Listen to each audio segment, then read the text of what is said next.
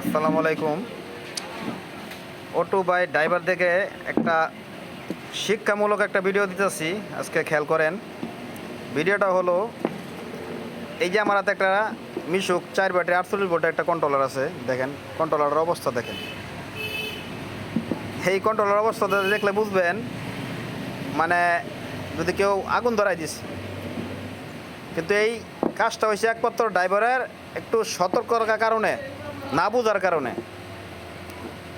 না বোঝার কারণে এই কাজটা হওয়ার কারণ, এই কন্ট্রোলারটা যখন মানে এক সাইড মসপেটটা যখন মার খায়, তখন কিন্তু গাড়িটা আরেকটা গাড়িটা টাইনে আনে।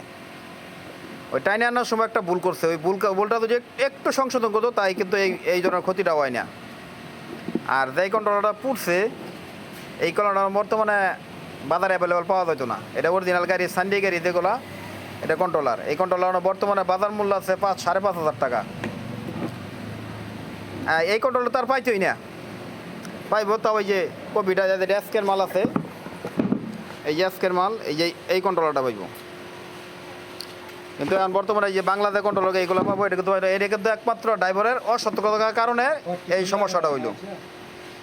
এই সমস্যাটা খালি সমাধান, যখন গাড়িটা জ্যাম হয়ে গেছে, তেন ড্রাইভারদের একটু কমন সেন্স থাকতো, তাদের গাড়ি চিন্তা করতো যে এই যে কন্ট্রোলারটা গেছে, এই যে 3টা তার, হলুদ, সবুজ, ইউলো, এই 3টা তার যেটা মোটরের সাথে কালেকশন করা থাকে।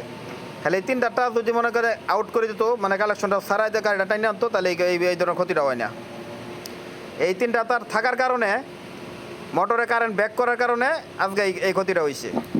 এই দেন ড্রাইভারের একটু অসতর্কতার কারণে এই ক্ষতিটা হয়েছে। এই জিনিসটা কিন্তু ড্রাইভাররা কিন্তু বুঝে না। এইভাবে কন্ট্রোলার পুরার কারণ হলো আপনার, যেহেতু কন্ট্রোলার গাড়িটা টাইনে আনার সময় কারেন্টটা ব্যাক করে, ওই কারেন্ট আর ব্যাক করতে পারে না। ব্যাক করার না কারণে এই বুটটা এই যে পুরো এরকম হয়ে গেছে।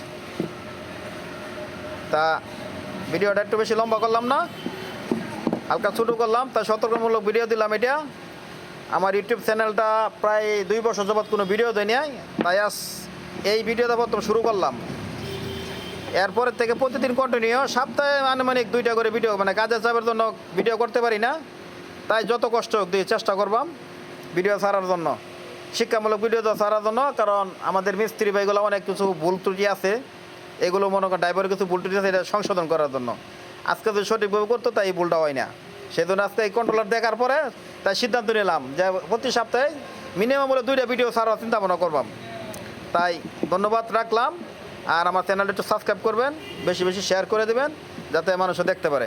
ধন্যবাদ।